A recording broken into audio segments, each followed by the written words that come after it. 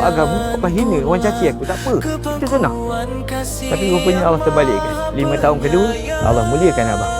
Daripada abang tak tahu apa-apa, Allah jadikan imam masjid. Daripada abang tak tahu apa, Allah jadikan abang guru ngaji. Macam mana orang maki Nabi? Nabi buat apa? Nabi senyum. Sayyidina Abu Bakar datang, tak tahan dengan Nabi kena caci. Sayyidina Abu Bakar caci balik. Dia tadi. Dicaci dia tadi. Rasulullah tengok muka Sayyidina Abu Bakar. Berubah muka Nabi. Nabi bangun, Nabi tinggalkan Sayyidina Abu Bakar. Pelik Sayyidina Abu Bakar. Ya Rasulullah, aku tadi backup muka Rasulullah. Mereka caci kau.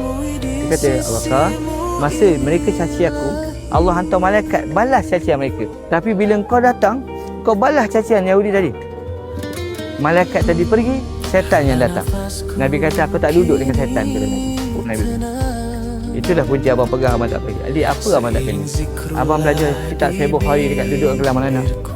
Adik juga orang cakap, abang, sudahlah belajar kitab dekat madrasah, kitab lapuk berlaku. Ya abang, Maulana Pesah Firman, kalau dia ada guru, kamu juga ada guru. Kalau kamu ada ilmu, dia juga ada ilmu. Tapi mungkin ada satu benda yang dia tak dapat. Dia tak ada, kamu ada. Akhlak. Itu yang abang tak dapat. Banyak akhlak. Sudahnya, dia tu yang ikut abang gimana. Orang nak tengok apa, kita tak penting pandangan manusia. Tapi pandangan Allah, kita kena, Allah pandang kita dengan mulia dia. Apa yang muliakan kita? Agama. Itulah pegang untuk kita.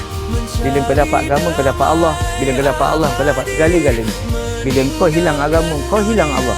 Bila kau hilang Allah, kau hilanglah segala-galanya. Kau rasa tak ada apa dunia. Kuatkan dia.